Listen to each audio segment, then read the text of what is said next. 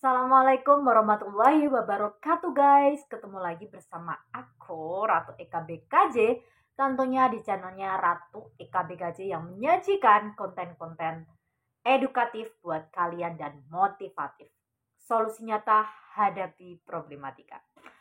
Oke, kita lama ya nggak ketemu dan kali ini bakal ketemu lagi bersama Ratu Eka BKJ dan insya Allah doain ya guys, mulai hari ini semoga saja saya bisa lebih konsisten lagi setiap hari untuk menyajikan konten-konten yang informatif dan motivatif untuk jumpa dengan kalian.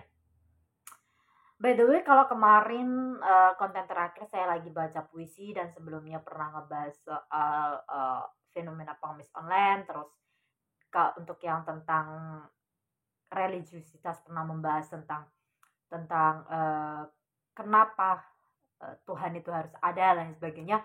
Untuk kali ini kita akan ngebahas soal religiusitas tapi lebih ke tentang syariat Islam atau lebih ke fikih yang syariat ini tidak banyak dipublish oleh para penceramah-penceramah khususnya di Indonesia.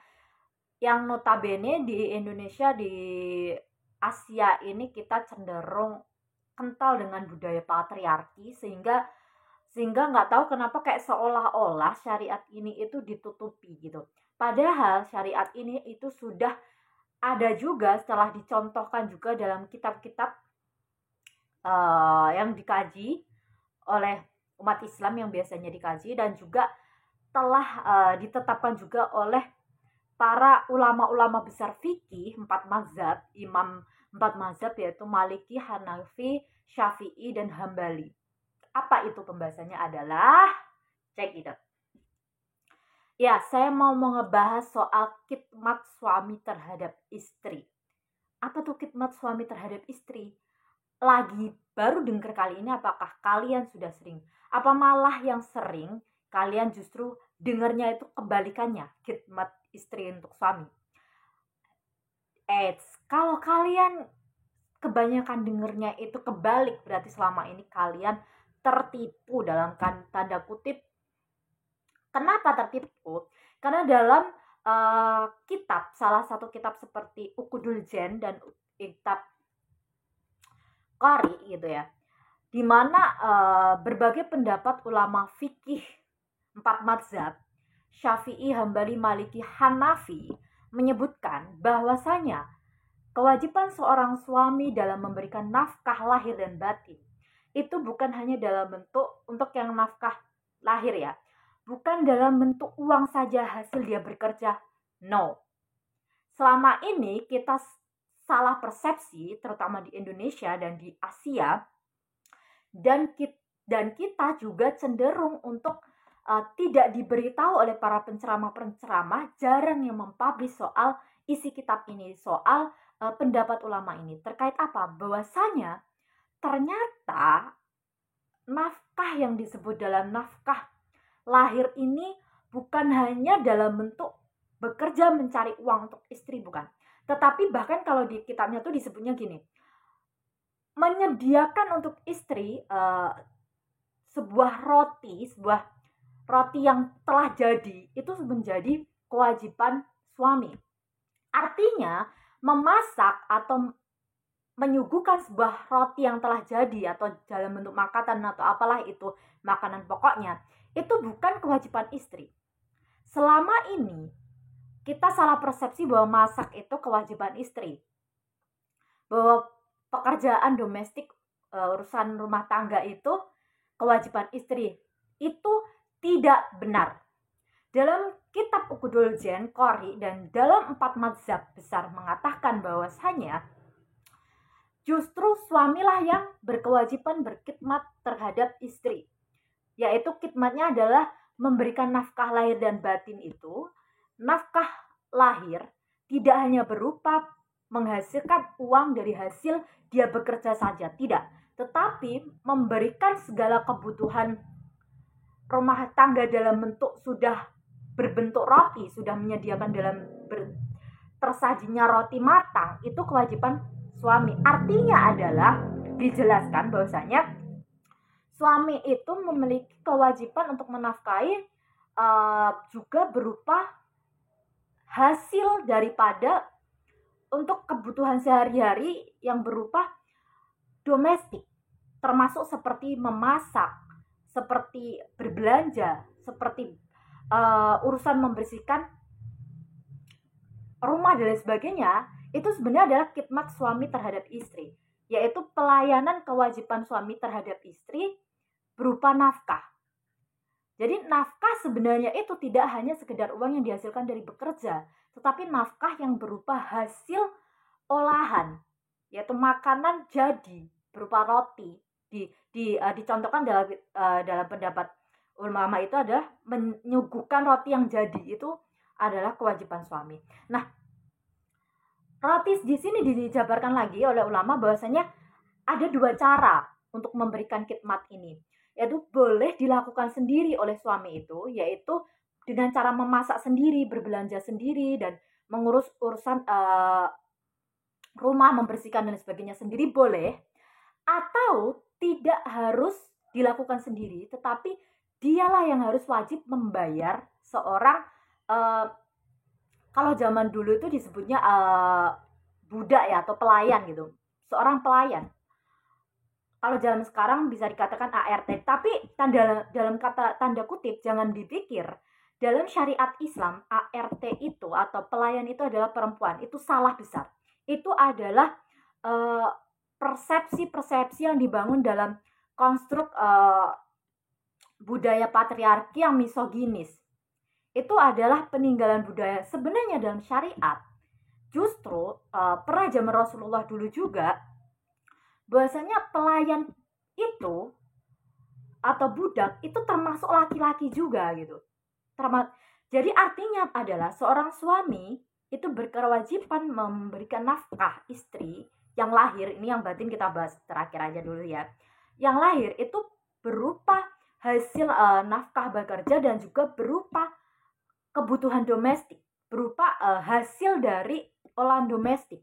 Entah itu dia dilakukan sendiri seperti memasak, bersih-bersih, berbelanja ke pasar dilakukan sendiri, atau dia membayar tenaga seorang pelayan.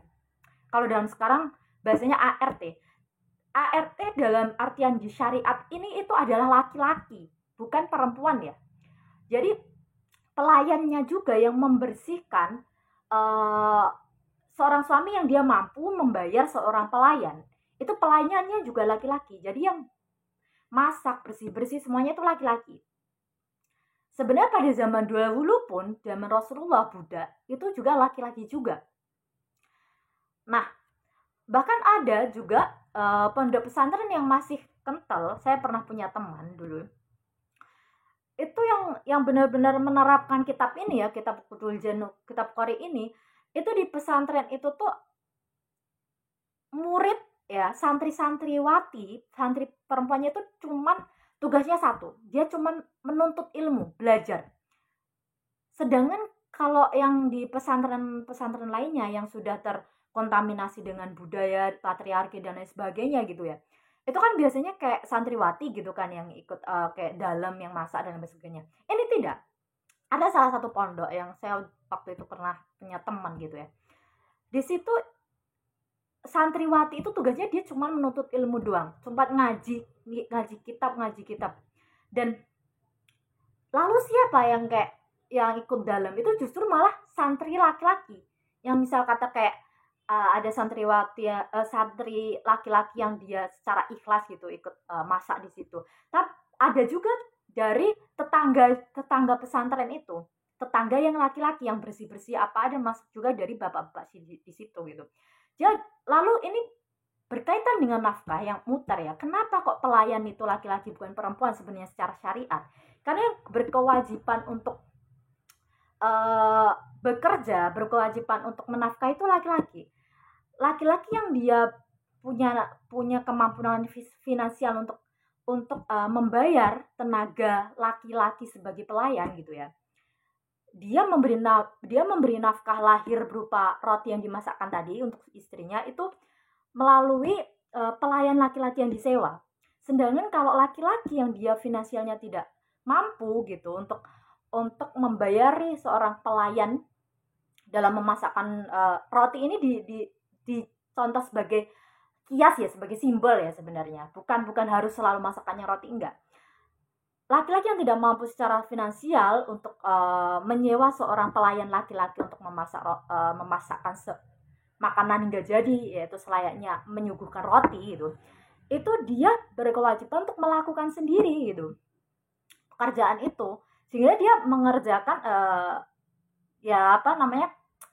bekerja sebagai pelayan di tempat orang untuk menafkahi secara uang itu tadi. Dan juga ketika dia pulang untuk istrinya tidak perlu masak juga memberikan makannya dalam bentuk yang jadi, entah dia mau beli kayak, entah dia dari hasil yang dia ambil dari tempatnya dia bekerja sebagai pelayan, ataukah dia memasak lagi di rumahnya. Nah, itu sebenarnya khidmat suami terhadap istri. Itu kewajiban suami terhadap istri secara syariat yang jarang di publish oleh para penceramah sebenarnya. Ada nafkah itu tidak hanya sekedar berupa uang hasil bekerja, tapi menghasilkan olahan makanan jadi untuk istri, bahkan dengan lengkap dengan kebutuhan perabotan kebersihan dan sebagainya. Itu ada kewajiban suami, bukan kewajiban istri. Nah, ditambah dan nafkah batin. Kalau nafkah batin semua tentu sudah tahu ya kan, nafkah berupa hubungan antara suami istri gitu. Nah, lalu kalau suami tugasnya sebanyak itu, istri ngapain gitu kan? Kalian mungkin bertanya itu, kalau secara syariat ya kan, inilah salah satu alasannya. Ini kalau mengikuti syariat yang benar-benar ulama salaf ya, benar-benar 4 mazhab yang lurus itu ya, itu harusnya seperti itu. Karena kalau mengikuti benar-benar secara syariat yang dicontohkan, memang tugas suami itu harus seberat itu. Nah, harus double itu, harus bekerja dan juga memasak, urusan domestik itu. Makanya kenapa suami bisa menjadi salah satu ladang surga bagi istri gitu, karena tugasnya seberat itu. Sedangkan kalau diriletkan sekarang, jika suami tidak bisa melakukan porsi syariat seperti itu, yaitu mengurus urusan domestik juga dan juga mengurus urusan bekerja juga sebagai nafkah, tidak bisa memberikan itu maka dalam kias ya, itu bisa jadi suami menjadi tidak melakukan kewajibannya, sehingga gugur juga bahwasanya suami itu sebagai ladang surga untuk istri gugur juga. Kenapa? Karena suami pun tidak bisa melakukan kewajibannya gitu.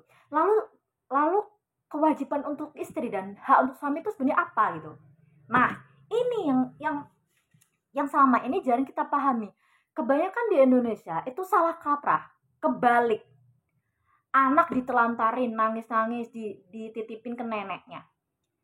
Sibuk masak, sibuk bersih-bersih rumah. Padahal masak dan bersih-bersih rumah itu bukan kewajiban istri. Itu justru kewajiban suami. Istri boleh membantu meringankan, itu hanya sekedar kayak sunnah aja, nggak wajib gitu. Bahkan yang wajib itu justru adalah mendidik anak. Nah, ini yang kebanyakan kebalik di Indonesia. Anak ditinggal masak, ditinggal bersih-bersih, harapannya semuanya dapat pahala, justru malah dosa. Kenapa? Kewajiban utama seorang istri itu, yang paling utama dalam syariat itu justru malah mendidik dan mengasuh anak. Karena seorang istri, seorang ibu itu adalah madrasah utama bagi anak. Ketika anak tidak mendapatkan madrasah yang tepat, tidak mendapatkan madrasah yang selayaknya, maka dia akan tumbuh sebagai generasi umat Rasulullah yang tidak terdidik gitu, yang dia tidak mempelajari ataupun tidak menekuni ayat-ayat Allah gitu. Nah, ini akan berdampak sangat berbahaya. Makanya kenapa istri itu kewajibannya difokuskan untuk mendidik dan mengasuh anak, bukan untuk urusan domestik. Karena urusan mendidik ya kan? Mengasuh anak itu bukan urusan yang gampang. Kelihatannya seperti cuma satu tugas doang, tapi itu urusan yang besar. Makanya tidak heran kenapa di Indonesia beberapa kali kita lihat kasus seperti kemarin juga viral juga kan di berita. Ada baby blues, seorang ibu membunuh anaknya sendiri gara-gara rewel dimandiin. Itu kenapa itu bisa terjadi? Nah, secara psikologis gini, di Indonesia perempuan itu mendapatkan tekanan patriarki yang double burden. Artinya apa? Dia di rumah dituntut jadi pihak kedua yang dia harus mengerjakan pekerjaan domestik, mengurus anak, tapi di sisi lain juga tuntutan gender dia juga harus bekerja. Jadi dia harus melakukan double-double 3 hal itu. Apalagi ketambahan jika dia mendapatkan seorang suami yang tidak support system atau beberapa banyak suami yang model-model sekarang yang sok jadi imam, yang sok nggak mau urusan, nggak mau support istri atau lain sebagainya. Nah, bagaimana seorang istri kemudian dia jadi tertekan, jadi mengalami masalah afektif, masalah tekanan, dia mengalami masalah psikologis, dia mengalami mengalami tekanan stres yang tinggi sehingga dia mengalami baby blues. Baby blues artinya dia kayak gangguan psikis yang mana dia kayak seolah-olah secara spontan berbuat melampiaskan semua tekanan-tekanannya itu kepada anaknya, bahkan hingga sampai membunuh dan sebagainya. Karena apa ini? Karena tekanan yang berdobel-dobel itu tadi. Padahal perempuan ini sisi efektifnya tinggi gitu. Nah, makanya secara syariat Islam sebenarnya perempuan itu, istri itu tidak punya kewajiban untuk domestik, masak, nyapu, bersih-bersih semuanya itu kewajiban suami. Karena kenapa? Karena tugas istri sebagai madrasah pertama untuk anak itu ada tugas yang sangat besar, baik untuk agama maupun bangsa, untuk mendidik seorang penerus yang benar-benar berkualitas. Walaupun itu tugasnya satu, tapi sebesar itu perannya. Oleh sebab itu makanya selama ini kita salah kaprah gitu.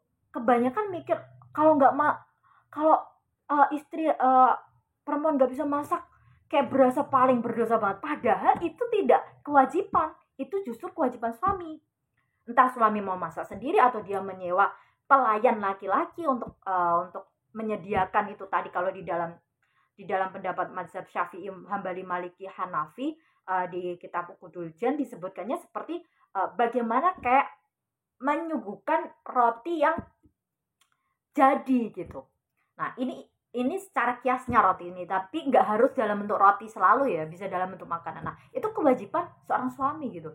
Lalu kewajiban istri lain selain mendidik dan mengasuh anak itu apa sih sebenarnya? Nah, ini yang rule yang harus kita tahu gitu ya. Ini sebagai biasanya sebagai alibi orang-orang patriarki, penceramah patriarki yang dia seolah-olah kayak membebankan perempuan itu urusan domestik, itu gara-gara ada ayat yang mengatakan kalau perempuan itu tidak boleh menolak suami dalam urusan seksual kan. Ada salah satu hadis soal bahwasanya ketika suami meminta hubungan seksual bahkan dalam kondisi di atas unta pun istri harus memberikan gitu kan, ataupun dalam kondisi apapun. Nah, ini memang iya, kalau hadis ini memang iya, kalau urusan seksualitas ini istri memang wajib memberikan kepada suami. Kecuali kalau ada udur syar'i ya. Udur syar'i di sini misalnya dia lagi sakit ya, atau dia dilarang secara medis untuk tidak berhubungan kayak gitu. Nah, itu boleh menolak, tapi kalau tidak ada udzur syar'i tidak boleh.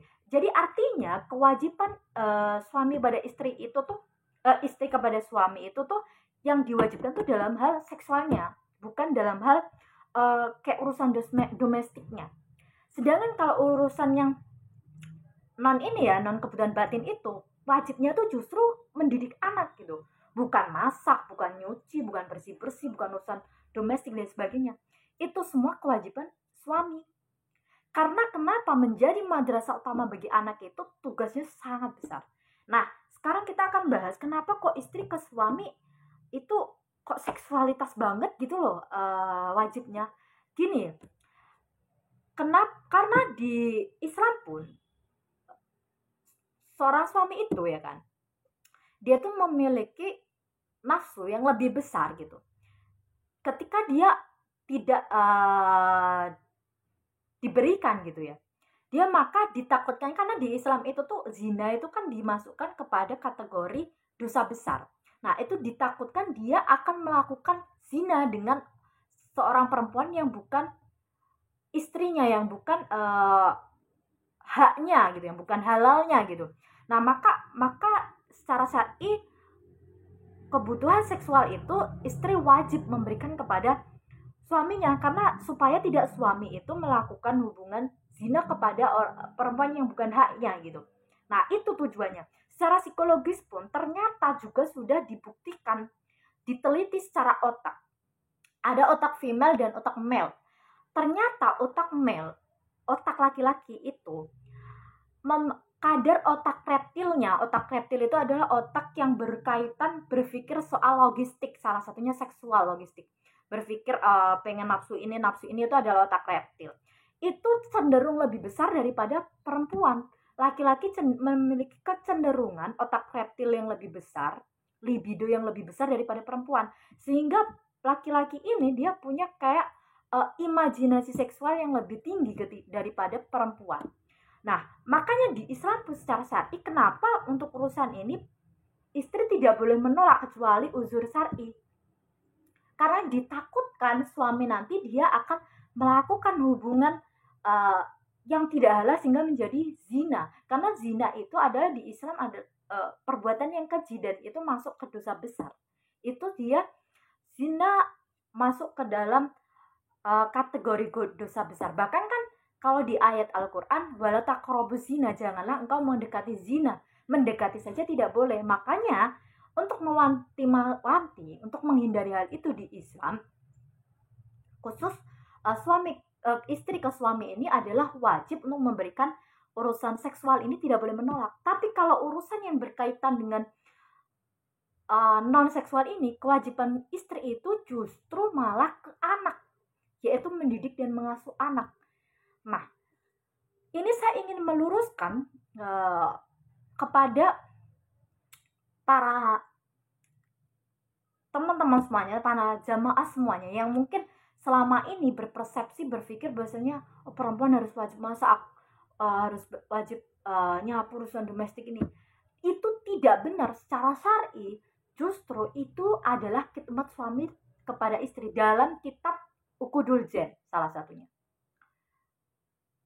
Itu menurut pendapat siapa saja? Menurut pendapat 4 mazhab fikih besar, Syafi'i, Hambali, Maliki, Hanafi, semuanya tidak membebankan urusan domestik kepada istri, tapi justru urusan domestik itu adalah kewajiban suami. Di situ bahasanya memang bukan bahasa domestik ya, tapi bahasanya adalah memberikan, menyuguhkan atau membuat, mengolah roti hingga dia jadi untuk diberikan kepada istrinya. Itu masuk terhadap nafkah suami, khidmat suami terhadap istri. Jadi itu termasuk nafkah, jadi termasuk kayak masak, nyuci, terus berbelanja ke pasar, semuanya itu adalah nafkah suami juga. Boleh dilakukan sendiri dengan tenaga dia sendiri, atau dia boleh melakukan dengan uangnya gitu, dengan dia menyewa pelayan. Tapi pelayan di sini kalau versi syariat ya, versi syariat Islam, pelayan itu sebenarnya bukan perempuan, bukan, tapi laki-laki. Karena zaman Rasulullah dulu budak itu juga banyak budak laki-laki, bukan perempuan gitu. Selama ini kita kayak dikonstruk, kita semacam memiliki sebuah konstruk paradigma yang gara-gara apa namanya ya, kayak dogma-dogma budaya yang patriarki, yang misoginis, yang seolah-olah gitu ya, itu adalah syar'i, padahal bukan. Itu hanyalah konstruk budaya gitu. yang mengatakan bahwasanya terkait domestik, masak dan sejenisnya itu perempuan harus bisa masak. Itu justru bukan dari syariat, tapi itu justru malah konstruk budaya, pengaruh budaya. Kalau dari syariat asli, justru perempuan itu wajibnya adalah pengasuhan terhadap anak. Sebab karena perempuan itu adalah madrasah utama bagi anak gitu. Nah, itu saja guys. Untuk kali ini tema yang kita bahas tadi adalah khidmat suami terhadap istri yang jarang dibicarakan, yang jarang diungkapkan, didakwahkan oleh para penceramah-penceramah khususnya di Indonesia.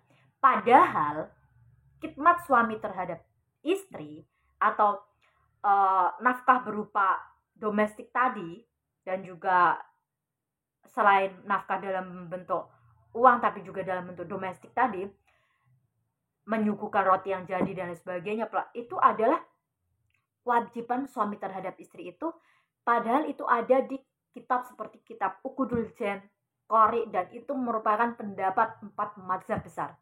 Mazhab Syafi'i, saya ulang lagi, mazhab Syafi'i, mazhab Hambali, mazhab Hanafi, dan mazhab Maliki.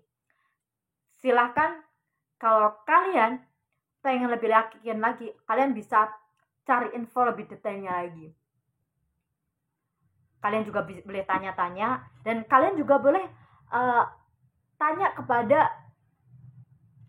kiai, ulama yang dia benar-benar mengkaji kitab ini ya. Di pesantren-pesantren yang dia benar-benar ngaji kitab kuning, itu pasti akan nemuin ada salah satu kitab Ukudul Jen. Dan kalau kiai itu jujur, dia nggak bohong, dia pasti mengiyakan ini. Seperti yang saya ceritakan, ada salah satu pesantren yang dia masih benar-benar lurus mengikuti salah satu kitab ini. Dia benar punya istri itu,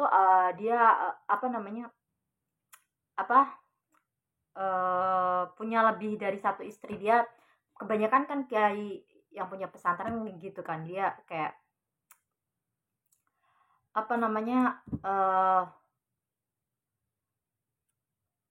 dia mempunyai istri lebih dari satu. Tapi apakah kalian tahu kalau istrinya di situ tuh ditempatkan sangat mulia?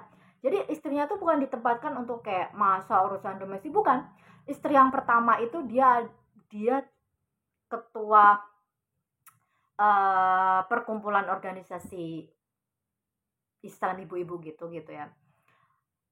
Di tempatnya, di kotanya, teman saya yang cerita itu, dia istri yang pertama itu tugasnya apa? Dia berdakwah dan dia aktif di organisasi terbesar di Indonesia ya, organisasi keislaman di ibu-ibu itu, dan dia aktif sebagai penceramah di kotanya gitu. Sedangkan istri keduanya itu bertahun jauh dari si kiai itu, tapi dia juga ditempatkan sangat mulia, bukan untuk mengurus urusan domestik atau apa, enggak. Kan yang istri pertama anaknya sudah jadi ustazah semua, sedangkan kalau yang jadi ngajar di pesantrennya situ untuk yang anak-anaknya. Nah, si bunyainya ini, istri pertamanya ini, dia berdakwah ke berbagai kegiatan-kegiatan ketika dia diundang gitu. Nah, sedangkan yang istri kedua itu beliau jadi pemimpin dan pengasuh pondok pesantren putri karena dia di situ, karena sekaligus dia mendidik anaknya masih kecil, karena ini istri muda kan, anaknya masih kecil, dia sambil melakukan kewajiban dia, yaitu mendidik anak. Jadi dia nggak ceramah atau nggak dakwah keliling, nggak, dia fokus jadi pengasuh pesantren putri gitu ya, pimpinan pesantren putri gitu, sambil dia mengasuh anaknya gitu. Nah, lalu yang kayak masak di pondok pesantren itu tuh juga bukan santriwatinya itu beliau, mereka justru malah kayak yang fokus cuman nuntut ilmu, ngaji kitab kayak gitu. Yang masak kayak bapak-bapak di lingkungan situ sama santri putra yang dia ikut dalam. Nah, ini salah satu pesantren yang dicontohkan teman saya. Teman saya tuh kebetulan dia waktu itu orang anak Kediri ya, dia cerita gitu. Nah, selain itu juga dulu saya pernah gabung ke organisasi, namanya zaman saya kuliah itu, ini organisasi literasi, tapi beliau pemiliknya ini dia kental banget dengan kultur NU-nya yang masih ngikutin kita banget lah gitu ya, keluarganya itu. Nama organisasinya akan saya sebut, waktu itu saya pernah ikut itu, nama Bilik Literasi. Bilik Literasi ini dia bekerja sama dengan ini, dengan kursus yang ada di Pare, miliknya Bu Uun waktu itu. Nah, Bu Uun ini kerjasama dengan bilik literasi ini, termasuk yang ngebangun bilik literasi ini. Nah, si Bu Uun ini dia punya suami. Bu Uun ini beliau kan pemilik lembaganya kursus ini ya. Jadi dia tugasnya itu berorganisasi dan memiliki lembaga kursusnya ini ya kan, sebagai pemimpin ini. Tapi dia tidak, tapi yang kayak bekerja untuk menghasilkan uang gitu ya, bukan untuk menghasilkan uang, tapi untuk berdakwah gitu. Yang dia kayak aktifnya tuh cenderung di organisasinya tadi, di bilik literasinya itu, dan di lembaganya ini dia jadi pimpinannya gitu.